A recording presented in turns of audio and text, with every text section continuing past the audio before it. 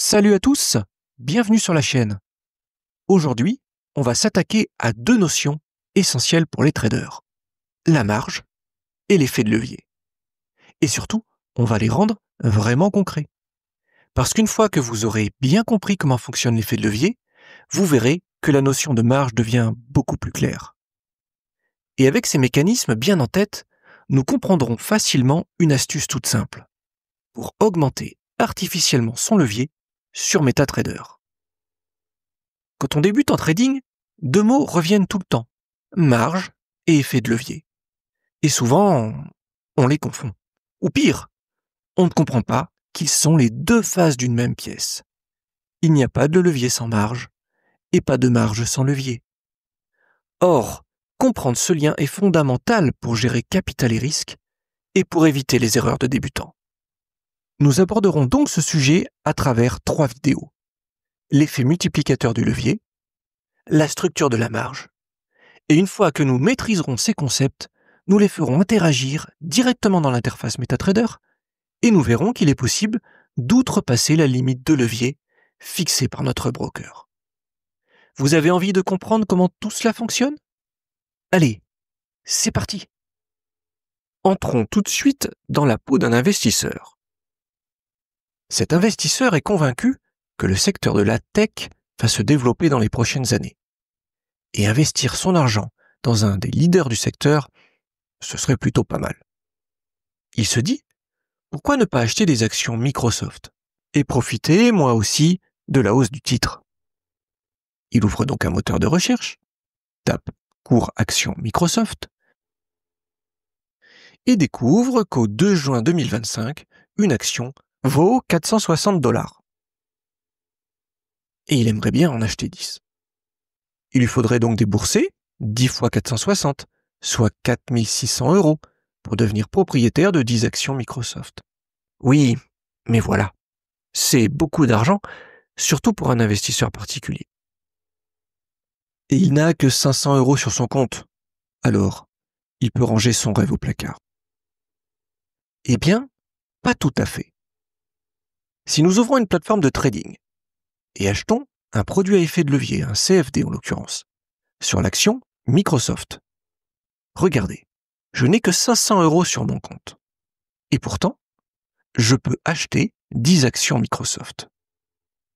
C'est là qu'intervient un outil un peu particulier en finance, qui s'appelle l'effet de levier. Et il va changer complètement la donne. L'effet de levier permet à l'investisseur de contrôler une position beaucoup plus grande que son capital réel, en utilisant une forme de crédit temporaire. Grâce à lui, notre investisseur n'est plus limité uniquement par ce qu'il a sur son compte, il peut accéder à des positions beaucoup plus importantes, sans avoir besoin de payer la totalité du prix de l'action. Pour bien le comprendre, prenons un exemple de la vie de tous les jours. Imaginez que vous vouliez acheter un appartement, disons à 200 000 €. Mais malheureusement, vous n'avez que 20 000 € sur votre compte. Pourtant, vous voudriez bien l'acheter, cet appartement. Alors, que feriez-vous ? Eh bien, vous iriez voir votre banquier pour lui demander un crédit. Après tout, c'est le métier d'une banque d'octroyer des crédits. Il vous dira, OK, on vous prête les 180 000 € qui vous manquent, avec intérêt, mais à condition que vous ayez un apport de 20 000 €. Cela tombe bien puisque vous possédez justement cette somme. Grâce au banquier, 20 000 € vous permet d'obtenir un capital 10 fois supérieur, c'est-à-dire de 100 000 €. Vous avez donc un effet multiplicateur. C'est ce qu'on appelle l'effet de levier. Il vous permet d'obtenir un capital plus élevé que l'argent que vous possédez réellement et vous pouvez donc acheter votre appartement. Tout comme le fait un levier, il permet de soulever une plus grande quantité.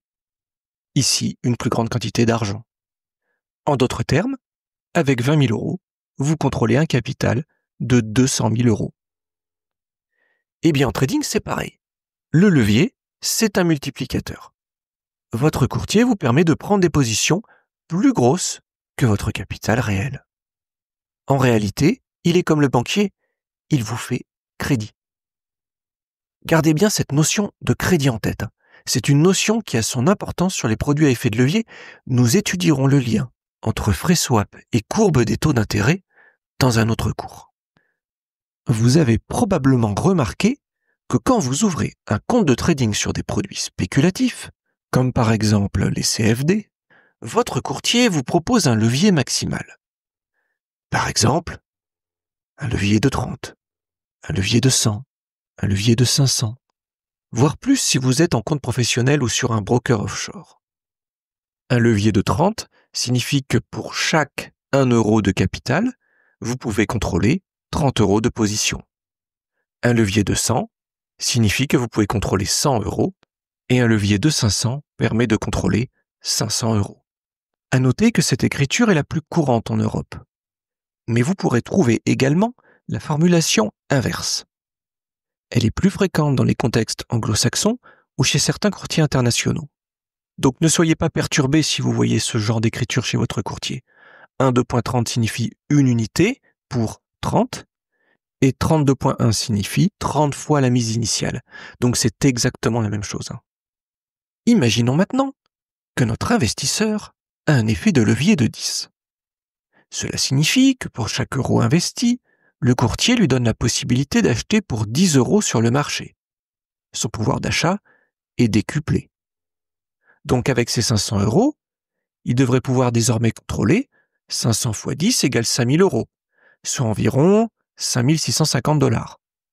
Ce qui veut dire qu'il peut bel et bien acheter 10 contrats sur l'action Microsoft sans pour autant détenir sur son compte les 4600 $ nécessaires. Nous venons de voir une formule de calcul simple. Retenez-la pour l'instant. Mais sachez que dans la pratique, les courtiers n'utilisent pas toujours la valeur notionnelle de l'actif pour déterminer la marge requise. Ils appliquent souvent un taux de marge fixe par instrument, qui remplace l'effet de levier du compte.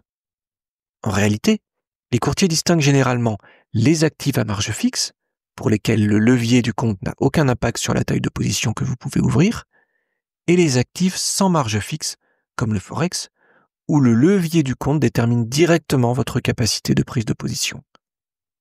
Gardez ce phénomène en tête pour le moment, mais nous verrons tout cela en détail dans la vidéo sur la marge. La promesse de l'effet de levier est donc belle. Accéder à des opportunités plus grandes avec moins de capital. Mais attention, comme un retour de manivelle, l'effet de levier est une arme à double tranchant. Et c'est un point capital à comprendre. Pour bien le percevoir, prenons deux scénarios simples. Scénario 1, l'action Microsoft monte. L'investisseur a acheté 10 contrats CFD sur l'action. La valeur totale du contrat sur ce sous-jacent, c'est-à-dire l'action, vaut, nous l'avons vu, 460 $ x 10, c'est-à-dire 4600 $.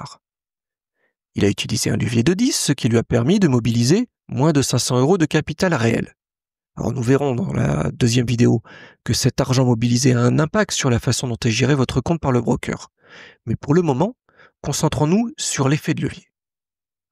Supposons que le cours de Microsoft monte de 5%. L'action passe alors de 460 à 483 $. Et avec 10 actions dans le portefeuille, il engrange un gain total de 23 x 10, c'est-à-dire 230 $. Alors attention, ce pourcentage de gain 5% ne se calcule pas sur les 500 euros investis, mais sur la valeur des actions acquises au départ, c'est-à-dire 4600 $. Car si on compare ce pourcentage, 5%, au capital investi, eh bien il gagne 230 $ sur 500 euros, c'est-à-dire environ un rendement de plus 40%, une fois la conversion en dollars réalisée. On note donc qu'une fluctuation de 5% du cours de l'action Microsoft a généré un rendement de 40%, d'où ce fameux effet multiplicateur du levier. Maintenant, étudions un deuxième scénario. L'action Microsoft baisse. C'est la même situation qu'au départ, il a 10 contrats CFD sur l'action, grâce à son levier de 10, mais cette fois, le marché ne va pas dans son sens. L'action chute de 5%. Elle passe alors de 460 à 437 $. Et sa perte, cette fois-ci, est de moins 230 $. Là encore, une fois rapporté à son capital réel, c'est l'effet inverse qui se produit. Il perd 230 $ sur 500 euros, soit environ une perte de 40%. Ce qu'il faut retenir donc, c'est que le mouvement réel du marché, ici 5%, est amplifié par le levier.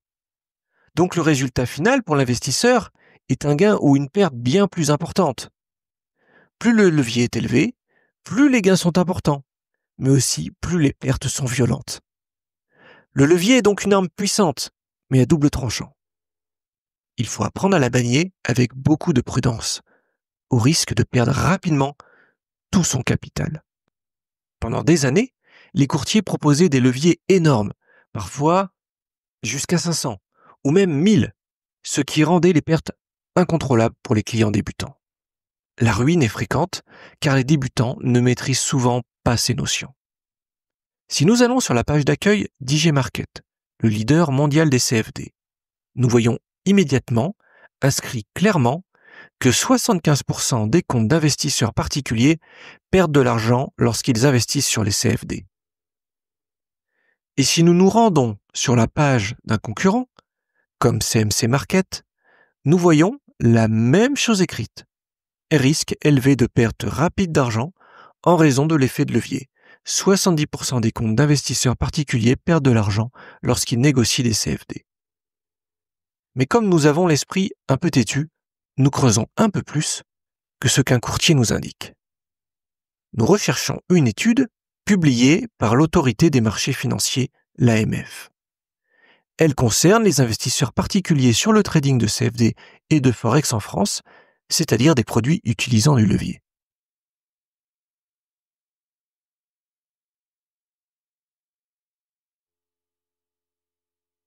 Et bien sur une période d'observation de 4 ans, plus de 89% des clients sont perdants et la perte moyenne est de plus de 10 000 euros. Sur ce graphique du même rapport, on voit clairement que la distribution n'est pas favorable aux clients. 89%, c'est un pourcentage énorme. Alors comment expliquer un taux aussi élevé de perdants? Eh bien, nous allons prendre un exemple concret et nous allons voir que le levier n'est pas anodin. Prenons 2 traders qui ouvrent une position de même taille sur le même marché et simultanément.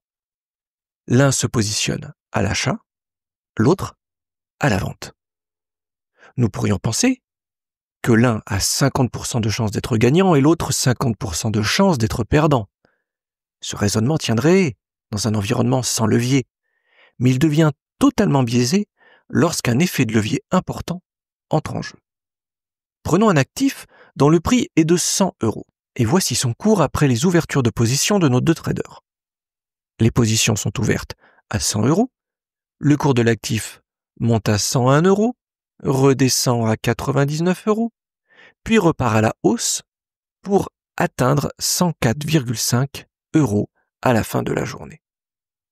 Nos 2 traders utilisent chacun un levier de 100, avec un capital investi de 100 euros.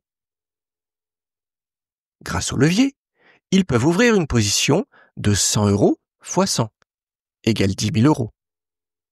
Pour être très clair sur ce point, c'est comme s'ils achetaient pour 10 000 euros d'actions, avec seulement 100 euros. Car avec 10 000 euros, ils peuvent acheter 100 actions à 100 euros. On retrouve donc bien notre calcul. 100 euros de capital fois le levier de 100 égale 10 000 euros de position. À partir de là, nous comprenons que si le marché monte de 1%, c'est-à-dire que le cours atteint 101 euros, alors le gain ou la perte sera de 101 moins 100 fois 100, c'est-à-dire notre levier, égale 100 euros. Et 100 euros, c'est soit plus 100% du capital, soit moins 100% du capital, selon que le trader est positionné à l'achat ou à la vente. Et il n'est pas rare qu'un actif fluctue plus ou moins de 1%, même dans le cas d'un actif peu volatile. Qu'en est-il maintenant du portefeuille de nos 2 traders? Le trader court, c'est-à-dire celui positionné à la vente, a eu une mauvaise analyse du prix de l'actif, puisque le cours s'est apprécié de 100 à 104,5 euros. C'est le trader long, c'est-à-dire celui positionné à l'achat, qui avait vu juste. Pourtant, lui aussi a perdu l'intégralité de son capital, car le cours a fluctué légèrement à la baisse avant de repartir à la hausse. Sans levier, le trader long aurait gagné 104,5 moins 100 égale 4,5 euros, ce qui fait 4,5% de son capital. Et le trader court aurait lui perdu, à l'inverse, 4,5% de son capital. Mais ici, la règle des 50-50 ne marche pas. Avec levier, les deux traders sont perdants. C'est justement en raison des risques élevés liés à l'effet de levier que les autorités financières du monde entier ont mis en place des réglementations strictes pour protéger les traders particuliers. En Europe, elle a vu le jour sous le nom de réglementation ESMA, du nom de l'Autorité européenne des marchés financiers. Les leviers proposés aux clients particuliers sont limités. Un levier de 30 pour les paires majeures du Forex, comme l'eurodoll, un levier de 20 pour les indices majeurs, comme le DAX ou le S&P, un levier de 5 pour les actions individuelles, comme par exemple Total ou LVMH, et un levier de 2 pour les crypto-monnaies. Ces limites s'appliquent automatiquement aux résidents de l'Union européenne, quel que soit le courtier, dès qu'ils ont un compte particulier. Car ces restrictions ne s'appliquent pas aux traders professionnels, qui peuvent bénéficier d'un levier bien plus élevé, souvent jusqu'à 500. En outre, la législation prévoit une protection contre le solde négatif. Les courtiers sont tenus de garantir que le solde du compte d'un trader particulier ne peut pas devenir négatif. Cela signifie que vous ne pouvez pas perdre plus que le capital que vous avez déposé. Et une interdiction des options binaires. Les options binaires ont été complètement interdites en raison de leur nature jugée trop risquée et de leur manque de transparence. Aux États-Unis, la régulation est encore plus stricte. La Commodity Future Trading Commission et la National Future Association réglementent le trading à effet de levier. Avec un levier généralement plus faible, les limites sont généralement encore plus restrictives qu'en Europe, et en outre, s'ajoutent plusieurs règles. La règle FIFO, First in, First out, ça signifie que les positions ouvertes doivent être fermées dans l'ordre où elles ont été ouvertes, ce qui peut limiter certaines stratégies de trading. L'interdiction de la couverture, ce qu'on appelle le hedging. Il est souvent interdit de couvrir une position avec une position opposée sur le même instrument. Et également, il n'y a pas de protection contre le solde négatif. Même si on connaît quand même de nombreux courtiers qui offrent cette protection, mais elle n'est pas toujours une obligation réglementaire aux États-Unis. Enfin, d'autres régions ont des réglementations plus ou moins proches des réglementations européennes. C'est le cas au Royaume-Uni, via la Financial Conduct Authority, et en Australie, avec l'Australian Securities and Investment Commission. Globalement, ce sont des réglementations assez proches de l'ESMA, mais avec parfois quelques spécificités locales. Par exemple, certaines peuvent permettre un levier légèrement supérieur sur certains actifs. Alors, est-il encore possible d'accéder à de forts leviers ? Oui, c'est tout à fait possible. Tout d'abord, nous l'avons vu, cette réglementation ne s'applique pas si vous avez le statut professionnel. Ensuite, les forts leviers existent encore pour un particulier. Ils restent en fait proposés chez ce qu'on appelle les brokers offshore ou courtiers offshore. Ce sont des sociétés de courtage enregistrées dans des juridictions peu ou pas régulées sur le plan financier. Et parmi les destinations les plus connues, on peut par exemple citer Saint-Vincent et les Grenadines, les Seychelles, les îles Marshall, Belize, bref, des paradis fiscaux en fait. Dans ces juridictions, il est possible d'accéder à des leviers de 500 ou 2000, voire même plus, ce qui permet de contrôler des positions énormes avec un tout petit capital. Alors c'est possible, oui, mais à quel prix ?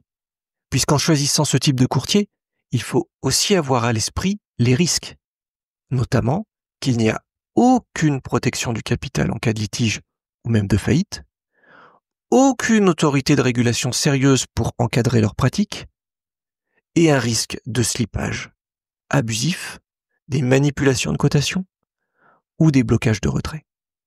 Ces brokers sont en fait hors radar des autorités financières et donc vous êtes seul si quelque chose tourne mal. Alors, qu'est-ce qu'on peut retenir de tout ça ? Nous sommes partis d'un exemple simple. Un investisseur qui veut acheter 10 actions Microsoft à $460, soit un total de $4600, mais lui, il n'a que 500 € en poche. Grâce à l'effet de levier, il peut quand même investir. Et c'est possible car le levier, c'est un crédit temporaire accordé par votre courtier. Il permet de prendre position sur un montant bien supérieur au capital disponible, puisque le courtier avance les fonds nécessaires pour ouvrir une position, comme le banquier nous avance les fonds pour acheter un appartement. Disons que cela ressemble au fonctionnement d'un crédit à très court terme, tant que la position reste ouverte. Nous ne recevons pas l'argent sur notre compte, nous accédons simplement à une exposition plus élevée sur le marché. Nous avons vu également que le levier s'exprime sous la forme 1,2.30 ou 1,2.100. Un levier de 30 s'écrira 1,2.30 et il signifie 1 pour 30, c'est-à-dire que 1 euro de capital nous permet de contrôler une position de 30 euros sur le marché. Ce chiffre représente le levier maximal autorisé sur le compte de trading. Il ne s'applique pas automatiquement à chaque trade. C'est le plafond que vous pouvez utiliser si le produit que vous tradez le permet. Car dans la pratique, certains actifs, comme le Forex, peuvent exploiter ce levier maximum, tandis que d'autres, comme généralement plutôt sur les indices, sont soumis à des marges fixes ou à des restrictions spécifiques. Nous étudierons cela dans la vidéo suivante sur la marge. Le levier se calcule très simplement. Position ouverte est égale au capital mobilisé fois le levier. C'est-à-dire que si nous investissons 100 euros avec un levier de 100, eh bien nous contrôlons une position de 10 000 euros. C'est cette formule qui nous permet d'estimer notre exposition réelle au marché. On peut également exprimer le levier en isolant sa formule. Levier est égal à position ouverte divisé par le capital mobilisé. Nous pouvons acheter 100 actions à 100 euros avec 100 euros. Notre levier est donc de 100 fois 100, 10 000 divisé par 100, c'est-à-dire 100. Nous retrouvons donc bien notre levier de la première formule. Il est possible également de mesurer son levier par rapport au solde total de notre compte. Le levier est alors égal à la position ouverte divisée sur le solde du compte. En effet, nous avons pu acheter 10 contrats sur l'action Microsoft à $460, 10 fois 460 égale $4 600, avec seulement 500 euros sur notre compte, c'est-à-dire environ $565. Le levier alors utilisé sur le solde de notre compte est de 4600 divisé par 565, soit un levier d'environ 8,14. Le levier peut multiplier nos gains, puisque nous contrôlons une position plus grande que notre capital. Mais attention, il peut aussi amplifier nos pertes dans les mêmes proportions, ce qui le rend risqué s'il est mal utilisé. Nous avons vu qu'une variation de seulement 1% sur le marché peut ainsi générer un gain ou une perte de 100% de notre capital initial. Autrement dit, c'est puissant, mais c'est dangereux si on ne sait pas ce qu'on fait. Pour la petite info, sachez que les hedge funds, donc des professionnels dont le métier est de mettre en place des stratégies spéculatives, utilisent rarement un levier supérieur à 10. Et cet effet de levier, vous allez le retrouver régulièrement dans votre parcours de trader ou d'investisseur. Il est présent sur plein de produits financiers, sur des CFD, qui est le produit spéculatif le plus populaire chez les traders particuliers, sur le Forex, sur les dérivés cotés comme les futurs ou les options, sur les produits spécifiques comme les turbos, les varantes, ou sur certains ETF à effet de levier, ou encore sur la plupart des courtiers en crypto-monnaie. C'est exactement pour ça que la plupart des États régulent son utilisation. Et nous avons vu en détail de quelle manière est appliquée la réglementation. Maintenant, nous maîtrisons l'effet de levier. Mais il reste une question essentielle à aborder. Comment le levier fonctionne concrètement dans une plateforme de trading ? En nous connectant sur MetaTrader, nous voyons des termes comme marge utilisée, marge libre ou encore appel de marge. Et ça peut vite ressembler à du charabia si on ne connaît pas les bases. Car c'est justement la marge qui rend le levier possible. Parce que oui, quand un courtier prête, il ne le fait pas gratuitement. Il utilise une garantie. Comprendre la marge, c'est comprendre le mécanisme caché derrière l'effet de levier. C'est ce qui permet d'éviter les erreurs les plus courantes comme les liquidations surprises ou les appels de marge.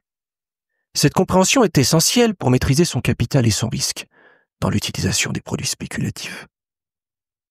Cette première vidéo est maintenant terminée. N'oubliez pas de liker, de vous abonner et de laisser un commentaire. Et si vous voulez aller plus loin, nous allons voir comment fonctionne concrètement la marge et comment il est possible d'augmenter artificiellement son levier dans MetaTrader. À tout de suite dans la prochaine partie. Et voilà les amis, nous arrivons à la fin de cette vidéo. J'espère que vous avez aimé entrer dans le monde passionnant de la finance. Mais l'aventure ne s'arrête pas là. Si vous avez aimé, vous pouvez retrouver plus de contenu gratuit en vous abonnant à notre chaîne. Encouragez-nous à vous fournir un contenu de qualité.